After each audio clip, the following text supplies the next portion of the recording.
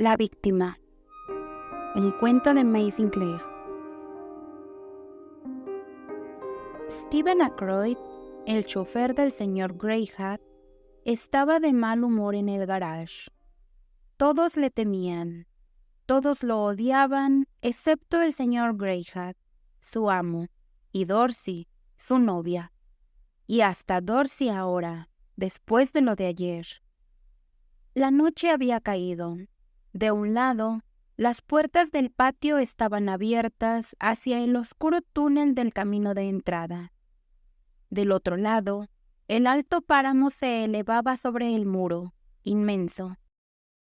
La linterna de Steven en la puerta abierta del garage y la lámpara de Dorsey en la ventana de la cocina arrojaban una luz rubia en el patio intermedio. Desde donde estaba sentado, de lado en el escalón del coche, podía ver a través de la ventana iluminada la mesa con la lámpara y la costura de Dorsey amontonada en un montón blanco, tal como ella la dejó hace un momento, cuando se levantó de un salto y se fue, porque tenía miedo de él. Ella había ido directamente al señor Greyhat en su estudio, y Steven, malhumorado, se había lanzado al patio. Miraba fijamente a la ventana, pensando. Todos lo odiaban. Se daba cuenta por la maldita y despreciativa forma en que lo miraban en la barra del King's Arms, como de reojo, y con ojos furtivos, dándole la espalda sucia y apartándose de su camino. Le había dicho a Dorsey que le gustaría saber qué había hecho. Solo había pasado a tomar su vaso como de costumbre. Había mirado alrededor y había dicho buenas noches con educación. Y los sucios tipos no le prestaron más atención que si hubiera sido un sapo. La señora Oldershaw, la tía de Dorsey, lo odiaba, con su cara hinchada como un jamón hervido, llena de rencor, empujando su vaso al final de su brazo sin hablar, como si él hubiera sido una maldita cucaracha. Todo por la paliza que le había dado al joven Ned Oldershaw. Si ella no quería que le rompieran el cuello al cachorro, más le valía mantenerlo fuera de problemas. El joven Ned sabía lo que le esperaba si se metía con su novia. Había sucedido ayer por la tarde, domingo, cuando había ido con Doris al King's Arms para ver a su tía. Estaban sentados en el banco de madera contra la pared de la posada, cuando el joven Ned empezó. Podía verlo ahora con su brazo alrededor del cuello de Dorsey y la boca abierta, y Dorsey riendo como una tonta, y la vieja resoplando y sacudiéndose. Podía oírlo. «Es mi prima aunque sea tu novia. No puedes impedirme que la bese». ¿Que no podía? Pues ¿qué pensaban? Cuando él había dejado su buen trabajo en la fábrica de motores de Darlington para venir a Eastwaite a limpiar las botas del señor Greathead, cortar leña, llevar carbón y agua para él y conducir su coche de segunda mano y desvencijado. No es que le importara lo que hiciera mientras pudiera vivir en la misma casa que Dorsey Oldershaw. No era probable que se sentara como un maldito Moisés mirando mientras Ned... Desde luego, casi lo había matado.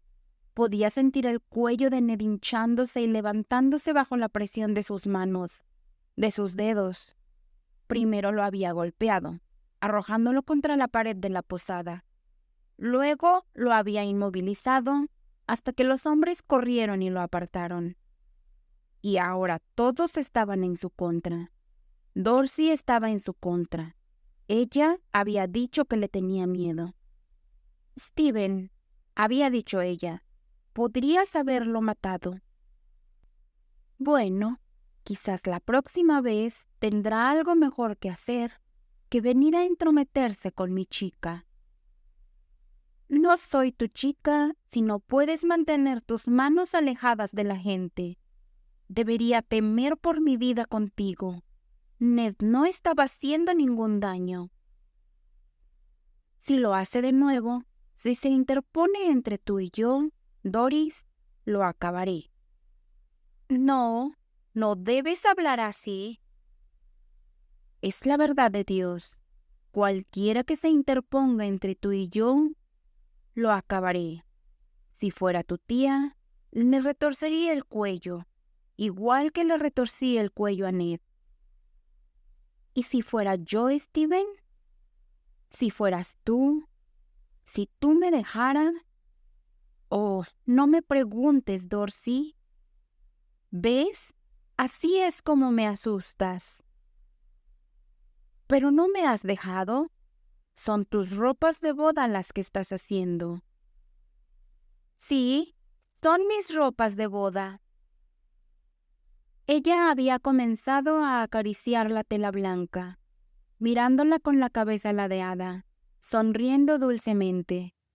Luego, de repente, la había arrojado en un montón y se echó a llorar. Cuando él trató de consolarla, ella lo apartó y salió corriendo de la habitación, hacia el señor Greathead. Debía haber sido hace media hora y aún no había vuelto. Se levantó y pasó por las puertas del patio hacia el oscuro camino de entrada. Al girar ahí, llegó al frente de la casa y a la ventana iluminada del estudio. Oculto detrás de un grupo de tejos, miró hacia adentro. El señor Greathead se había levantado de su silla. Era un hombrecito viejo, encogido y demacrado, con la espalda estrecha y encorvada, y un cuello esbelto bajo sus grises mechones de cabello. Dorsey estaba de pie frente a él, de cara a Steven. La luz de la lámpara caía de lleno sobre ella. Su dulce rostro de flor estaba sonrojado. Había estado llorando. El señor Greathead habló. «Bueno, ese es mi consejo», dijo. «Piénsalo, Dorsey, antes de hacer cualquier cosa». Esa noche, Dorsey empacó sus cajas, y al día siguiente, al mediodía, cuando Steven llegó para su almuerzo, ella había dejado la casa.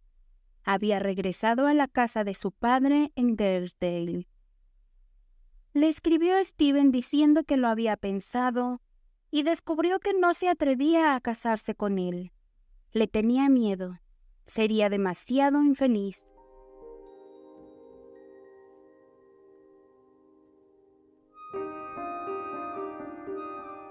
Segunda parte. Ese era el viejo. El viejo. Él la había obligado a dejarlo. De no ser por eso, Dorsey nunca lo habría dejado. Nunca se le habría ocurrido por sí sola. Y nunca habría logrado escapar si él hubiera estado ahí para detenerla. No era por Ned. Ned iba a casarse con Nancy Peacock en Morphe. Ned no había hecho nada malo. Fue el señor Greathead quien se interpuso entre ellos. Odiaba al señor Greathead.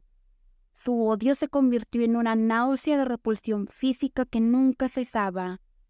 Dentro de la casa, servía al señor Greathead como mayordomo y ayuda de cámara, atendiéndolo en las comidas, llevándole el agua caliente para su baño, ayudándolo a desvestirse y a vestirse, de modo que nunca podía alejarse de él. Cuando iba a llamarlo por la mañana, el estómago de Steven se revolvía al ver el cuerpo encogido bajo las sábanas, el rostro enrojecido y demacrado con su nariz afilada y finolis, levantada hacia arriba, el delgado mechón de cabello plateado sobresaliendo por el borde de la almohada. Steven temblaba de odio al escuchar la tos áspera del viejo y el shuf shuf de sus pies arrastrándose por los pasillos de piedra. En una ocasión, Steven había sentido una especie de ternura por el señor Greathead, ya que lo consideraba el lazo que lo unía a Dorsey. Incluso cepillaba su abrigo y su sombrero con delicadeza, como si los amara. Hubo un tiempo en que la pequeña y cercana sonrisa del señor Greathead el capullo grisáceo del labio inferior empujado hacia afuera, el labio superior levantado en las comisuras, y su amable y delgado «Gracias, muchacho», hacían que Stephen le devolviera la sonrisa, contento de servir al amo de Dorsey. Y el señor Greathead sonreía de nuevo y decía: «Me hace bien ver tu cara radiante, Stephen». Ahora, el rostro de Stephen se retorcía en una mueca rígida al encontrarse con la amabilidad del señor Greathead, mientras su garganta se secaba y su corazón temblaba de odio. Durante las comidas, desde su lugar junto a la alacena, observaba al señor Greathead comer, con una larga y contemplativa repulsión. Sentía el impulso de arrebatarle el plato de las manos lentas y torpes que titubeaban. Pensamientos aparecían en su mente. Debería estar muerto. Debería estar muerto. Pensar que esa cosa que debería estar muerta, ese viejo y encogido saco de piel con huesos crujientes, se interponía entre él y Dorsey, tenía el poder de alejar a Dorsey de él. Un día, mientras cepillaba el sombrero de fieltro suave del señor Greathead, un paroxismo de odio lo invadió. Odiaba el sombrero del señor Greathead. Tomó un palo y comenzó a golpearlo una y otra vez. Lo tiró al suelo de piedra y lo pisoteó, apretando los dientes y aspirando aire con un fuerte silbido. Luego recogió el sombrero, mirando furtivamente a su alrededor, temiendo que el señor Greathead o la sucesora de Dorsey, la señora Blenkiron, lo hubieran visto.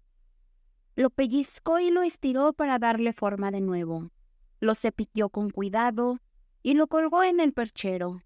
Se sintió avergonzado, no por su violencia, sino por su futilidad. Nadie más que un maldito tonto, se dijo a sí mismo, habría hecho eso. Debía haber estado loco. No era como si no supiera lo que iba a hacer. Lo había sabido desde el día en que Dorsey lo dejó. No volveré a ser yo mismo hasta que lo haya matado, pensó. Solo estaba esperando hasta haberlo planeado todo, hasta estar seguro de cada detalle, hasta estar en condiciones y tranquilo. No debía haber ninguna duda, ninguna incertidumbre en el último minuto, y sobre todo, nada de violencia ciega y desenfrenada. Solo un tonto mataría en un arrebato de locura. Olvidaría cosas y sería atrapado para ser ahorcado por ello. Sin embargo, eso era lo que todos hacían.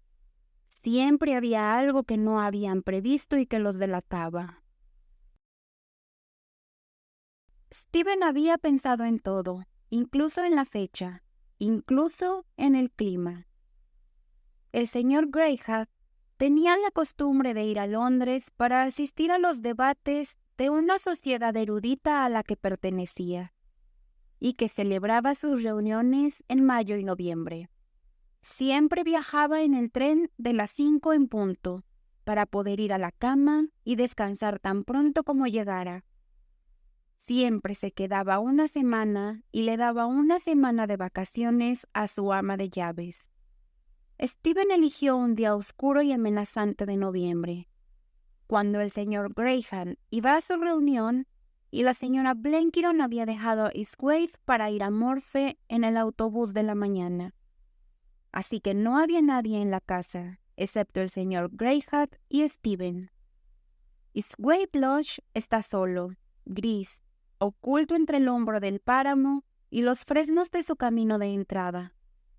Se accede a través de un sendero que cruza el páramo, una desviación de la carretera que va de Eastwaite en Wrightall a Shaw en Westleydale, aproximadamente a 1 milla del pueblo y a 1 milla de Hardrow Pass. Ningún comerciante lo visitaba. Las cartas y el periódico del señor Greathead se depositaban en un buzón que colgaba del fresno en la curva. El agua caliente que se suministraba en la casa no era lo suficientemente caliente para el baño del señor Greyhat, por lo que todas las mañanas, mientras el señor Greyhat se afeitaba, Steven iba con una lata de agua hirviendo. El señor Greyhat, vestido con un pijama a rayas color malva y gris, se afeitaba frente al espejo que colgaba en la pared junto a la gran bañera blanca. Steven esperaba con la mano en el grifo de agua fría, observando la brillante vara curva de agua caer con un golpe y una salpicadura. En la luz blanca y estancada que entraba por la ventana empañada, la llama de la pequeña estufa de aceite titilaba de manera extraña. El aceite chisporroteaba y apestaba. De repente, el viento silbó en las tuberías de agua y cortó la brillante vara. Para Steven parecía la suspensión de todo movimiento. Tendría que esperar ahí hasta que el agua volviera a fluir antes de poder comenzar. Trató de no mirar al señor Greyhat y las delgadas arrugas de su cuello levantado. Fijó la vista en la larga grieta de la pared verde sucia. Sus nervios estaban al borde por la espera para que el agua volviera a fluir. Los humos de la estufa de aceite trabajaban sobre ellos como un intoxicante rancio. La pared verde sucia le provocaba una sensación de náuseas físicas. Agarró una toalla y la colgó en el respaldo de una silla. Así fue como vio su propio rostro en el espejo sobre el del señor Greyhat. Estaba lívido contra la pared verde sucia. Steven dio un paso al lado para evitarlo. ¿No te sientes bien, Steven? No, señor. Steven recogió una pequeña esponja y la miró. El señor Greyhat había dejado la navaja y estaba limpiándose la espuma de la barbilla. En ese instante, con una prisa burbujeante y chisporroteante, el agua saltó del grifo. Fue entonces cuando Steven hizo su repentino y silencioso ataque. Primero amordazó al señor Greyhat con la esponja, luego lo empujó hacia atrás, contra la pared, y lo inmovilizó ahí con ambas manos alrededor de su cuello, como lo había hecho con Ned Oldershaw. Presionó sobre la garganta del señor Greyhat, estrangulándolo. Las manos del señor Greyhat se agitaron en el aire, tratando débilmente de apartar a Steven. Luego sus brazos, empujados hacia atrás por el empuje de los hombros de Steven, cayeron. Luego el cuerpo del señor Greyhat se hundió, deslizándose por la pared, y cayó al suelo. Steven, aún manteniendo su agarre, montándolo, sujetándolo con las rodillas, sus dedos se apretaron deteniendo el flujo de sangre. El rostro del señor Greyhat se hinchó, cambió horriblemente. Se escuchó un sonido de gemidos y estertores en su garganta. Steven presionó hasta que cesaron. Luego se desnudó hasta la cintura, desnudó al señor Greyhat de su pijama y colgó su cuerpo desnudo boca abajo en la bañera. Tomó la navaja y cortó las grandes arterias y venas del cuello. Tiró del tapón de desagüe y dejó el cuerpo para que se desangrara en el agua corriente. Lo dejó todo el día y toda la noche.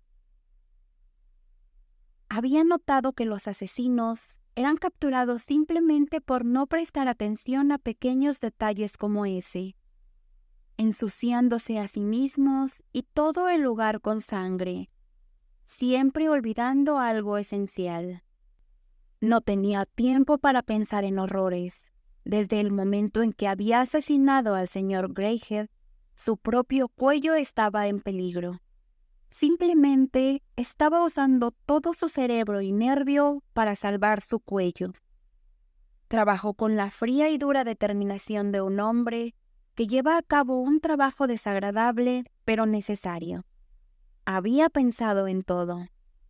Incluso había pensado en la lechería. La lechería estaba construida en la parte trasera de la casa, bajo el resguardo del alto páramo. Se accedía a ella a través de la despensa que la separaba del patio. Los cristales de las ventanas habían sido removidos y reemplazados por láminas de zinc perforado. Una gran claraboya de vidrio corrugado la iluminaba desde el techo. Era imposible verla desde fuera o acercarse a ella desde el exterior. Estaba equipada con una larga repisa de pizarra negra, colocada a la altura de un banco de trabajo normal, para mayor comodidad de los que hacían mantequilla.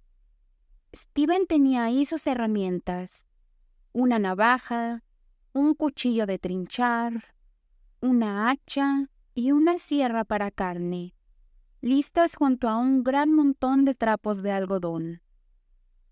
Temprano en la mañana siguiente, sacó el cuerpo del señor Greyhat de la bañera. Envolvió una toalla gruesa alrededor de su cuello y cabeza. Lo llevó a la lechería y lo extendió sobre la repisa. Y ahí lo cortó en 17 pedazos. Los envolvió en varias capas de papel periódico, cubriendo primero la cara y las manos, porque en el último momento le asustaron. Los cosió en 2 sacos y los escondió en el sótano. Quemó la toalla y los trapos de algodón en la chimenea de la cocina. Limpió sus herramientas a fondo y las guardó en su lugar y lavó la repisa de mármol. No había ni una mancha en el suelo, excepto en una losa donde las salpicaduras rosadas de la repisa habían caído. La fregó durante media hora, aún viendo los bordes oxidados de la salpicadura, mucho después de haberla limpiado. Luego se lavó y se vistió con cuidado. Como era tiempo de guerra, Steven solo podía trabajar de día, ya que una luz en el techo de la lechería habría atraído la atención de la policía. Había asesinado al señor Greyhat un martes. Ahora eran las 3 de la tarde del jueves. Exactamente a las 4:10, sacó el coche cerrado con su capota negra y cortinas laterales. Había empacado la maleta del señor Greyhat y la colocó en el coche junto con su paraguas, manta de viaje y gorra. También, en un paquete, la ropa que su víctima habría llevado a Londres. Colocó el cuerpo en los 2 sacos junto a él en la parte delantera. En Hardroop Pass, a medio camino entre Eastgate y Shaw, hay 3 pozos redondos, conocidos como los churns, excavados en la roca gris y que se dice que son sin fondo. Steven había arrojado piedras, tan grandes como el pecho de un hombre, en el pozo más grande, para ver si quedaban atrapadas en alguna repisa o roca. Habían caído sin hacer sonido. Llovía a cántaros, la lluvia que Steven había previsto. El paso estaba oscuro bajo las nubes y desierto. Steven giró el coche para que los faros iluminaran la boca del pozo. Luego rasgó los sacos y arrojó uno por uno los 17 pedazos del cuerpo del señor Greyhat y luego los sacos y la ropa. No bastaba con deshacerse del cuerpo del señor Greyhat. Tenía que comportarse como si el señor Greyhat estuviera vivo. El señor Greyhat había desaparecido y tenía que explicar su desaparición. Condujo hasta la estación de Shaw para el tren de las 5, cuidando de llegar justo a tiempo para su salida.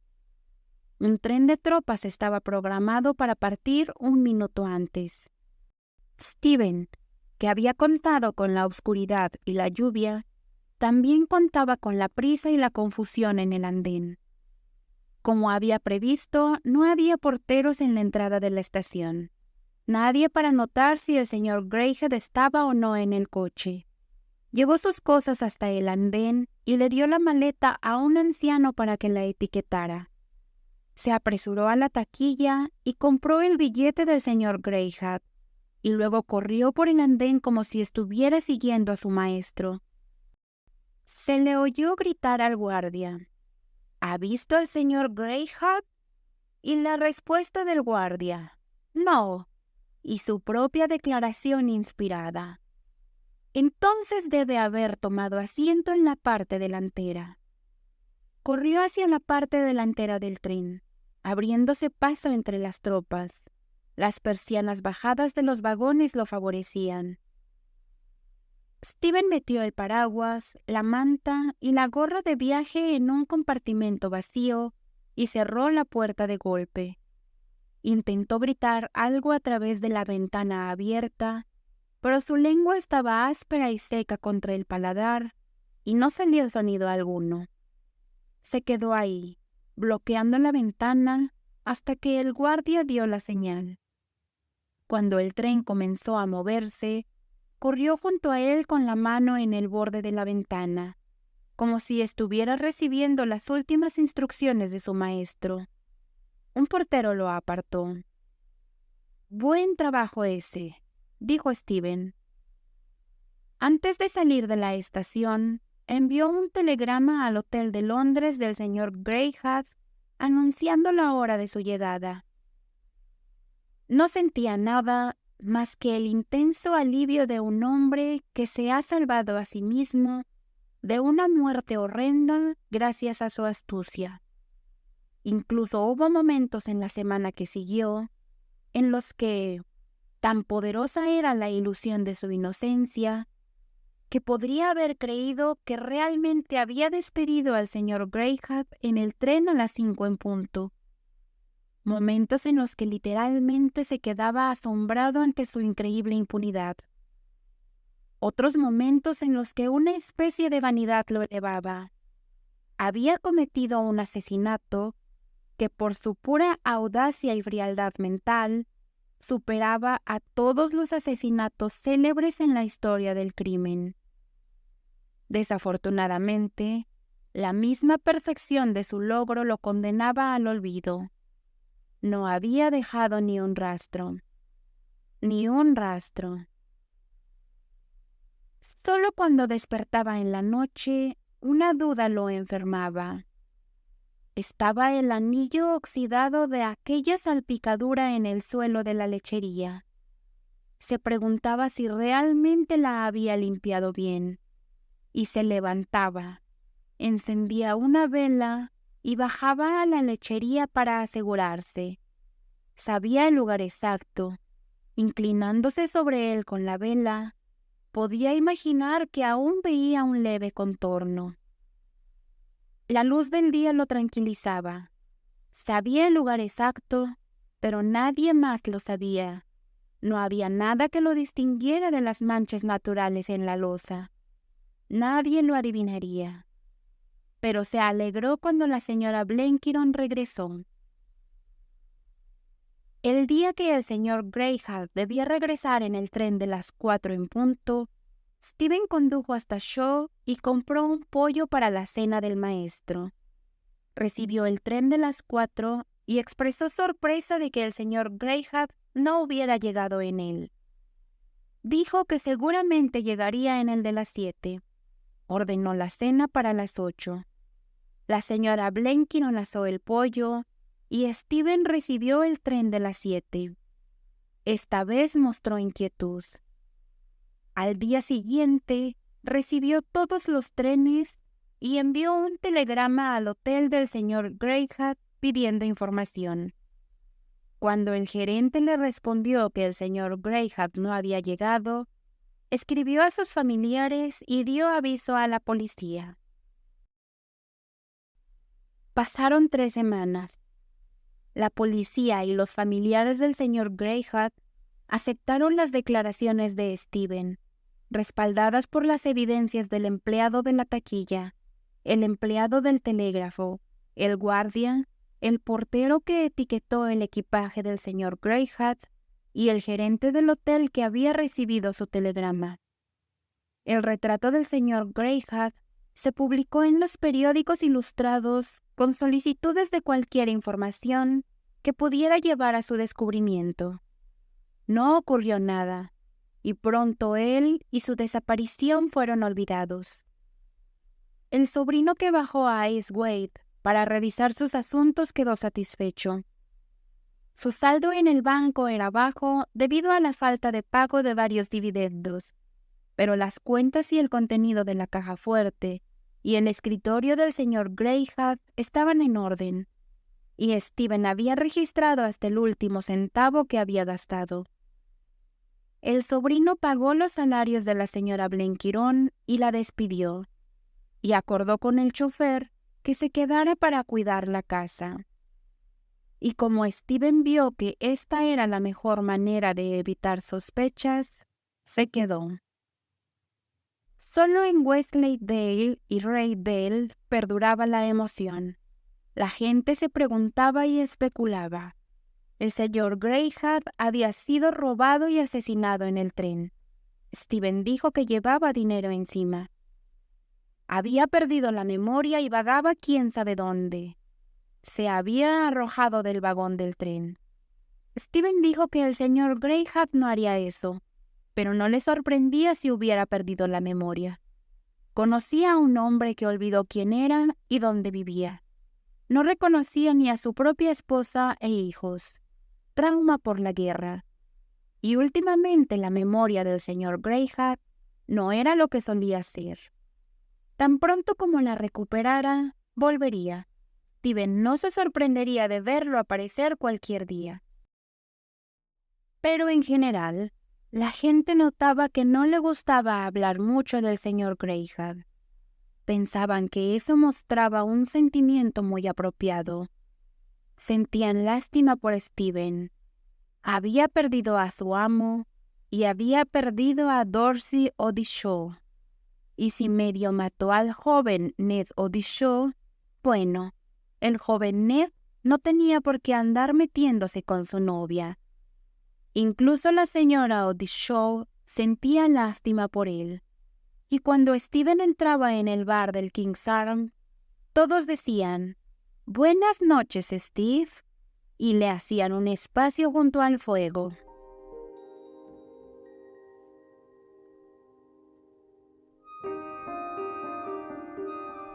Tercera parte. Stephen iba y venía ahora como si nada hubiera pasado. Se esmeraba en mantener la casa tal como se mantendría si el señor Greyhat estuviera vivo. La señora Blenkiron, que venía cada 15 días para lavar y limpiar, encontraba el fuego encendido en el estudio del señor Greyhat y sus pantuflas colocadas en la parrilla de la chimenea. Arriba su cama estaba hecha, con las sábanas dobladas hacia atrás, listas. Este ritual protegía a Stephen no solo de las sospechas de los demás, sino también de su propio conocimiento. Al comportarse como si creyera que el señor Greyhat aún vivía, casi lograba convencerse de ello. Al negarse a permitir que su mente se enfocara en el asesinato, llegó a olvidarlo. Su imaginación lo salvó, interpretando la obra que lo mantenía cuerdo, hasta que el asesinato se volvió para él algo vago y fantástico, como un acto cometido en un sueño. Se había despertado y esta era la realidad, esta rutina de cuidar la casa, este aspecto que tenía la casa de estar esperando a que el señor Greyhat regresara a ella. Había dejado de levantarse en la noche para examinar el lugar en el suelo de la lechería. Ya no se asombraba de su impunidad. Entonces, de repente, cuando realmente lo había olvidado, todo terminó. Fue un sábado de enero, alrededor de las 5 de la tarde. Stephen había escuchado que Dorsey Odishaw había regresado, viviendo de nuevo en el King's Arms con su tía. Sintió un anhelo loco e incontrolable de verla otra vez. Pero no fue a Dorsey a quien vio. Su camino desde la cocina de la casa hacia el camino de entrada pasaba por las puertas del patio y a lo largo de la senda de losas bajo la ventana del estudio. Cuando giró hacia las losas, lo vio avanzando lentamente delante de él. La luz de la lámpara que salía de la ventana lo iluminaba. Pudo ver claramente al pequeño anciano con el largo y raído abrigo negro, con la bufanda gris de lana alrededor del cuello, subiendo por encima del cuello de la chaqueta, levantando el fino cabello gris que sobresalía debajo del sombrero negro caído. En el primer momento en que lo vio, Stephen no sintió miedo. Simplemente sintió que el asesinato no había ocurrido, que realmente lo había soñado y que este era el señor Greyhat que regresaba, vivo entre los vivos. El fantasma estaba ahora parado en la puerta de la casa, con la mano en el pomo de la puerta, como si estuviera a punto de entrar. Pero cuando Stephen llegó a la puerta, ya no estaba ahí. Se quedó quieto, mirando fijamente al espacio que se había vaciado de forma tan horrible. Su corazón se agitaba y tambaleaba tratando de respirar. Y de repente, el recuerdo del asesinato lo asaltó.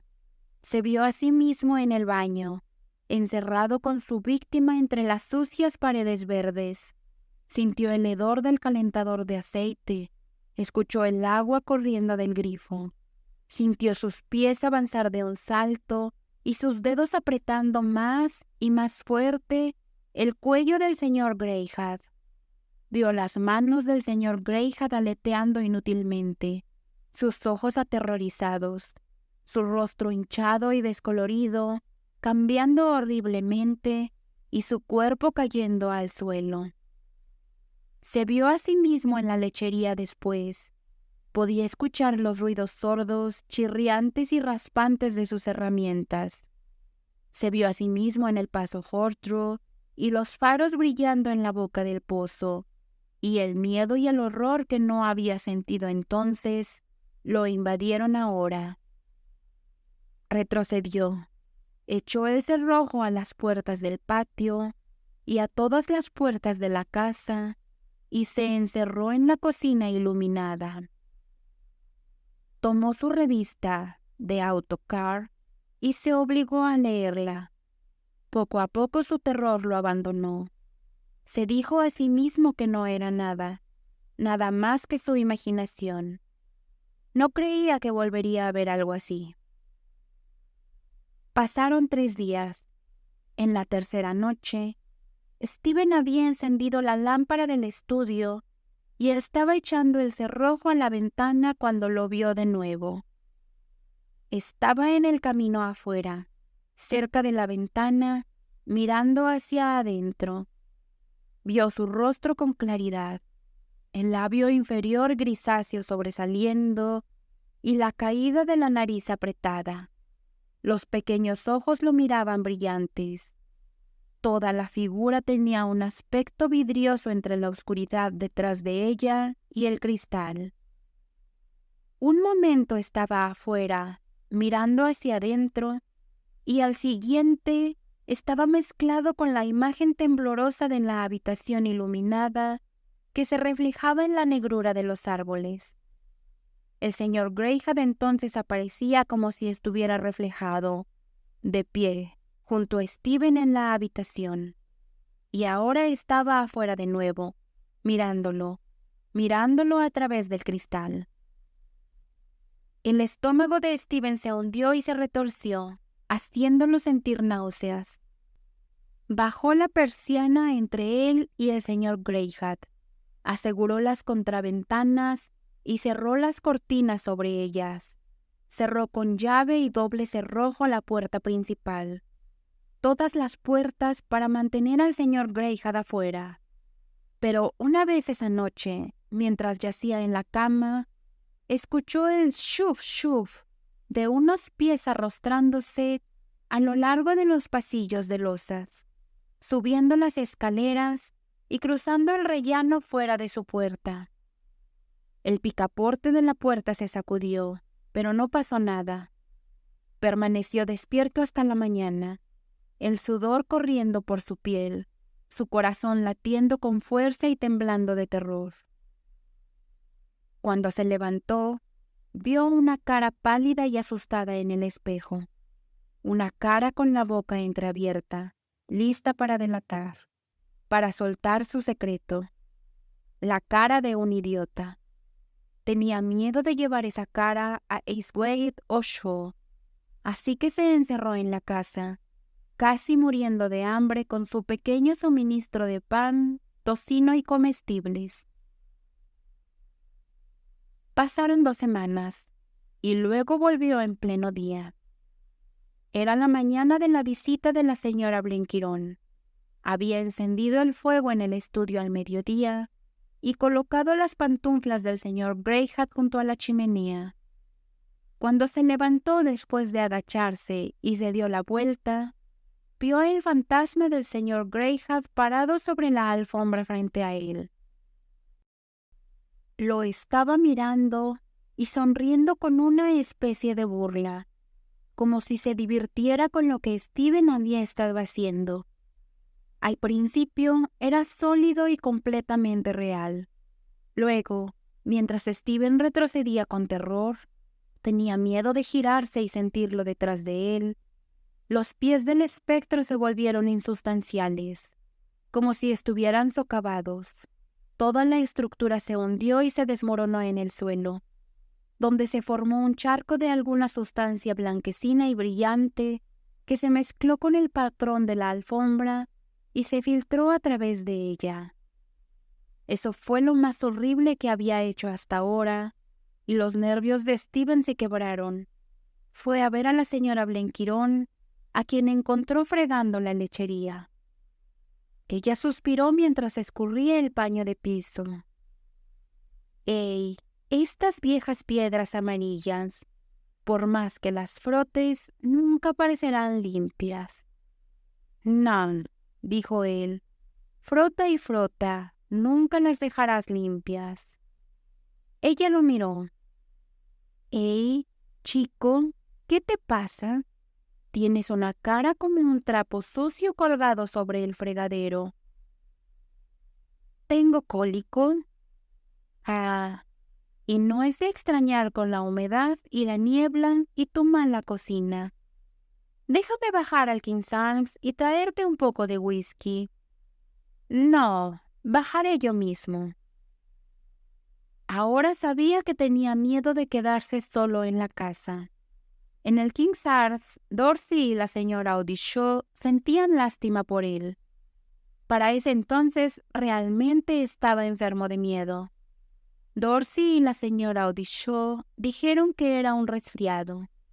Lo hicieron recostarse en el banco junto al fuego de la cocina. Le pusieron una manta encima y le dieron un fuerte grog caliente para beber. Durmió, y cuando despertó, encontró a Dorsey sentada a su lado con su costura. Se incorporó y su mano estaba en su hombro. «Quédate quieto». «Debo levantarme e irme». No hay necesidad de que te vayas. Quédate quieto y te haré una taza de té». Se quedó quieto. La señora Odishaw le había preparado una cama en la habitación de su hijo y lo mantuvieron ahí esa noche y hasta las 4 de la tarde del día siguiente. Cuando se levantó para irse, Dorsey se puso su abrigo y sombrero. «¿Vas a salir, Dorsey?» «Sí, no puedo dejarte ir y dejarte ahí solo. Voy a subir y quedarme contigo hasta la noche». Ella subió y se sentaron uno al lado del otro en la cocina de la casa junto al fuego, como solían hacerlo cuando estaban juntos ahí, tomados de las manos y sin hablar. «Dorsey», dijo él al fin, «¿por qué has venido? ¿Has venido a decirme que nunca volverás a hablarme?» No, ya sabes por qué he venido. ¿Para decir que te casarás conmigo? Sí. No puedo casarme contigo, Dorsey. No sería correcto. ¿Correcto? ¿Qué quieres decir? No sería correcto que viniera y me sentara contigo de esta manera si no me casara contigo. No, no me atrevo. Dijiste que tenías miedo de mí, Dorsey. No quiero que tengas miedo. Dijiste que serías infeliz. No quiero que seas infeliz. Eso fue el año pasado. Ya no tengo miedo de ti, Steve. No, Dorsey, no me conoces. Sí te conozco. Sé que estás enfermo y hambriento por mi falta. No puedes vivir sin tu propia chica que te cuide. Ella se levantó. Debo irme ahora, pero volveré mañana y al día siguiente. Y al día siguiente, y al día siguiente, y al día siguiente, al atardecer, la hora que Steven más temía, Dorsey vino. Ella se sentaba con él hasta mucho después de que cayera la noche. Steven se sentiría seguro mientras ella estuviera con él, si no fuera por su miedo de que el señor Greyhat se le apareciera mientras ella estaba ahí y que ella lo viera. Si Dorsey supiera que estaba siendo acosado, podría adivinar por qué. O el señor Greyhat podría tomar alguna forma horrible, chorreante de sangre y desmembrada, que le mostraría cómo había sido asesinado. Sería como él, muerto, interponiéndose entre ellos como lo hizo cuando estaba vivo. Estaban sentados en la mesa redonda junto a la chimenea. La lámpara estaba encendida y Dorsey estaba inclinada sobre su costura. De repente, levantó la vista con la cabeza inclinada, escuchando. Lejos, en el interior de la casa, en el pasillo de losas desde la puerta principal, podía escuchar el shuf-shuf de los pasos. Casi podía creer que Dorsey temblaba, y de alguna manera, por alguna razón, esta vez no tenía miedo. «Steven», dijo ella, «¿has oído algo?» «No, solo el viento bajo los techos». Ella lo miró, una larga mirada de asombro. Aparentemente eso la satisfizo, pues respondió, «Bueno, quizás solo sea el viento». Y continuó con su costura. Él movió su silla más cerca de ella para protegerla si aparecía algo. Casi podía tocarla donde estaba sentada. El pestillo se levantó, la puerta se abrió, y sin ser visto en su entrada y paso, el señor Greyhat estaba frente a ellos. La mesa ocultaba la mitad inferior de su figura, pero por encima de ella él era firme y sólido en su terrible semblanza de carne y hueso. Steven miró a Dorsey. Ella estaba mirando al fantasma con una mirada inocente y curiosa que no mostraba ningún miedo. Luego miró a Steven, una mirada inquieta, asustada y de búsqueda, como para asegurarse de que él lo había visto. Ese era su miedo, que él lo viera, que se asustara, que fuera acosado. Se acercó más y le puso la mano en el hombro. Pensó que quizás ella podría apartarse de él, porque sabía que era él quien estaba siendo acosado. Pero no. Ella levantó la mano y sostuvo la suya, mirándolo a la cara y sonriendo. Entonces, para su asombro, el fantasma le sonrió de vuelta, no con burla, sino con una extraña y terrible dulzura. Su cara se iluminó por un instante con una luz repentina, hermosa y resplandeciente. Luego desapareció. ¿Lo viste, Steve? Sí. ¿Lo habías visto antes? Sí, 3 veces lo he visto. ¿Y eso te ha asustado? ¿Quién te dijo que estaba asustado?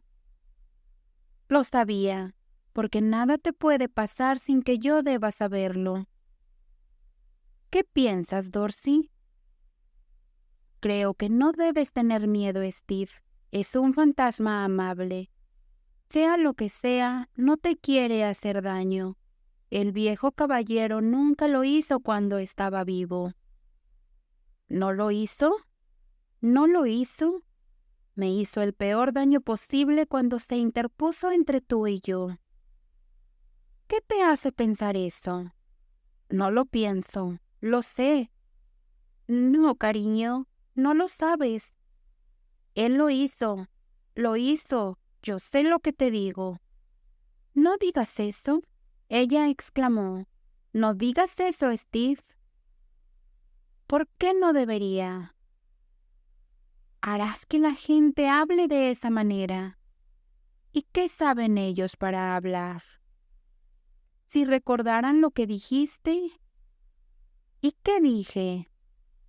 Pues que si alguien se interponía entre tú y yo, los matarías.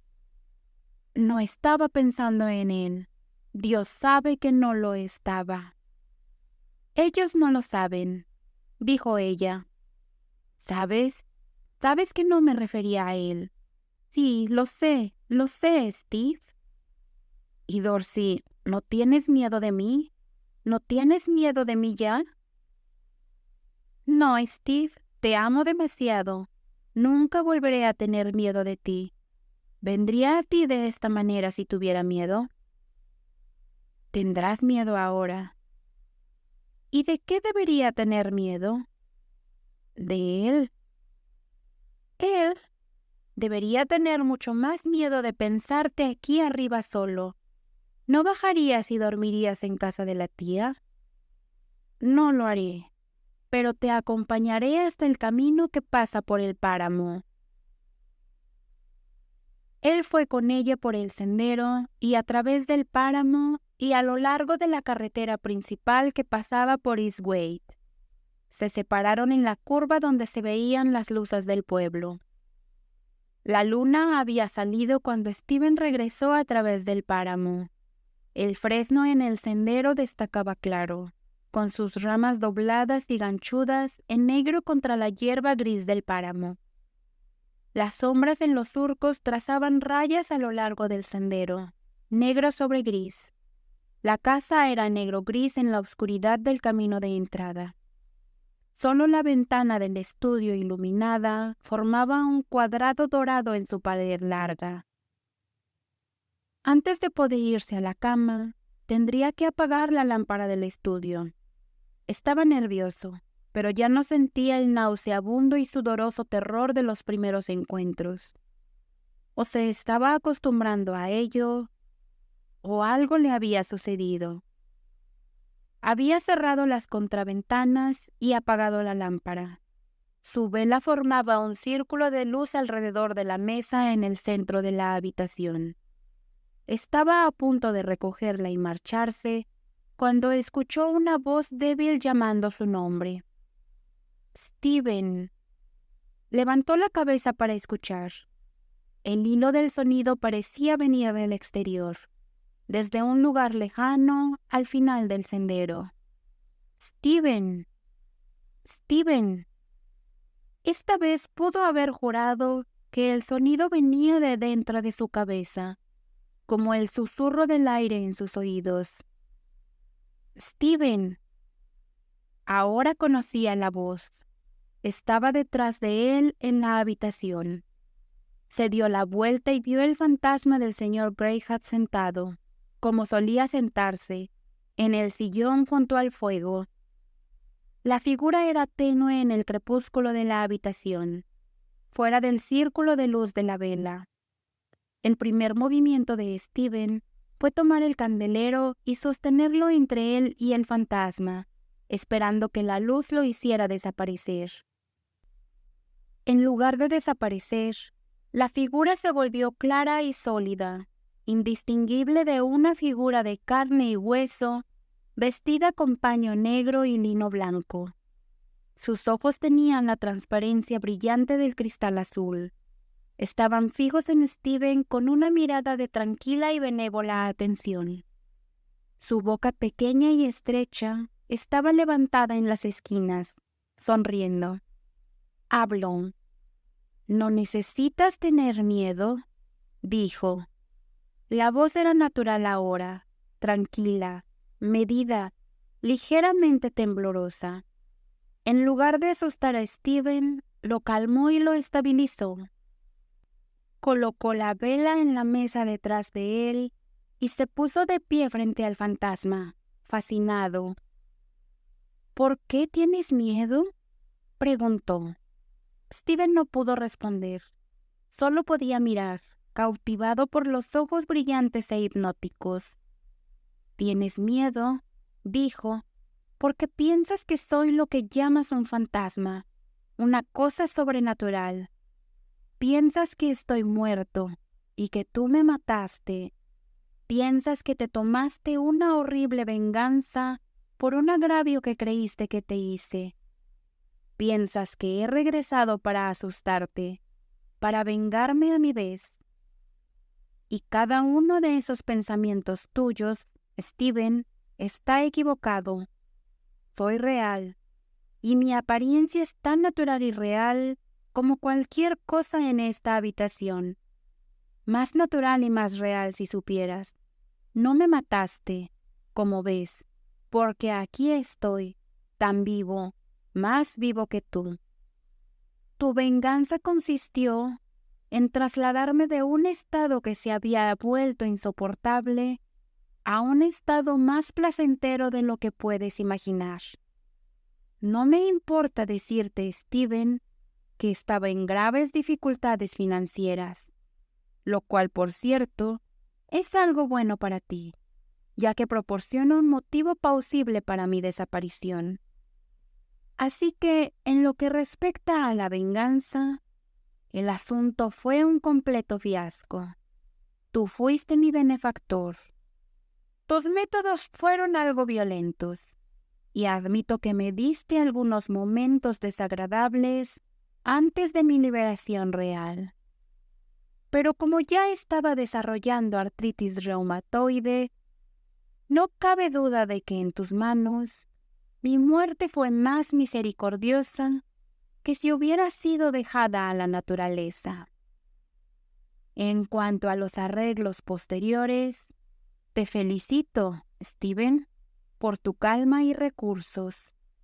Siempre dije que eras igual a cualquier emergencia y que tu inteligencia te sacaría seguro de cualquier apuro.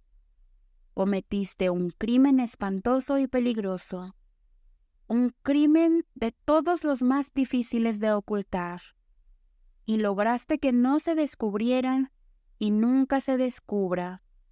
Y sin duda, los detalles de este crimen te parecieron horribles y repugnantes hasta el último grado. Y cuanto más horribles y más repugnantes eran, más te enorgullecías de tu nervio para llevar a cabo el asunto sin un contratiempo. No quiero que pierdas completamente el entusiasmo por tu actuación. Fue muy meritoria para un principiante. Muy meritoria, de hecho. Pero déjame decirte que esta idea de que las cosas son horribles y repugnantes es una ilusión. Los términos son puramente relativos a tus percepciones limitadas. Ahora hablo a tu inteligencia. No me refiero a esa astucia práctica que te permitió deshacerte de mí tan hábilmente. Cuando digo inteligencia, me refiero a inteligencia. Todo lo que hiciste, entonces, fue redistribuir materia. Para nuestro sentido incorruptible, la materia nunca toma ninguna de esas formas ofensivas en las que a menudo aparece para ti. La naturaleza ha desarrollado todo este horror y repulsión solo para evitar que la gente haga demasiados experimentos pequeños como el tuyo. No debes imaginar que estas cosas tienen alguna importancia eterna. No te flates de que has electrificado el universo. Para las mentes que ya no están atadas a la carne y la sangre, esa horrible carnicería de la que estabas tan orgulloso, Stephen, es simplemente absurda. No más aterradora que el derrame de tinta roja o la reorganización de un rompecabezas. Vi todo el asunto, y te aseguro que no sentí más que una intensa diversión. Tu cara, Stephen, era tan absurdamente seria. No tienes idea de cómo te veías con esa hacha. Me habría aparecido para decírtelo entonces. Solo que sabía que te asustaría hasta hacerte perder el sentido. Y hay otro gran error, muchacho. Tu pensar que te estoy acosando por venganza, que estoy tratando de asustarte. Mi querido Stephen, si hubiera querido asustarte, me habría aparecido en una forma muy diferente. No necesito recordarte en qué forma podría haber aparecido. ¿Qué crees que he venido a hacer? No lo sé, dijo Stephen en un susurro áspero. Dime. He venido a perdonarte y a salvarte del horror que habrías sentido tarde o temprano, y a detenerte en tu crimen. No es necesario, dijo Stephen. No voy a seguir con ello. No cometeré más asesinatos. Ahí estás de nuevo. ¿No puedes entender que no estoy hablando de tu tonta carnicería? Estoy hablando de tu verdadero crimen. Tu verdadero crimen fue odiarme. Y tu odio mismo fue un error, Stephen. Me odiaste por algo que no había hecho. Sí, ¿qué hiciste? Dime eso. Pensaste que me interpuse entre tú y tu amada. Esa noche cuando Dorsey me habló, pensaste que le dije que te dejara, ¿no? Sí. ¿No fue así? ¿Qué le dijiste? Le dije que se aferrara a ti. Fuiste tú, Stephen, quien la alejó. Asustaste a la niña. Dijo que tenía miedo por su vida de ti. No porque casi mataras a ese pobre chico, sino por la expresión en tu cara antes de hacerlo. La expresión de odio, Stephen. Le dije que no tuviera miedo de ti. Le dije que si te dejaba, podrías irte del todo al infierno, que podría incluso ser responsable de algún crimen. Le dije que si se casaba contigo y era fiel, si te amaba, yo respondería por ti y de que nunca te equivocarías. Estaba demasiado asustada para escucharme. Luego le dije que pensara en lo que le había dicho antes de hacer algo. ¿Me oíste decir eso? Sí, eso sí que lo oí decir. No sabía. Pensé que la habías puesto en contra de mí. Si no me crees, puedes preguntarle a ella, Stephen. Eso es lo que ella dijo la otra noche, que tú nunca te interpusiste entre ella y yo, que tú nunca, dijo el fantasma, y no me odias ahora. No, nunca te habría odiado, nunca te habría tocado si lo hubiera sabido.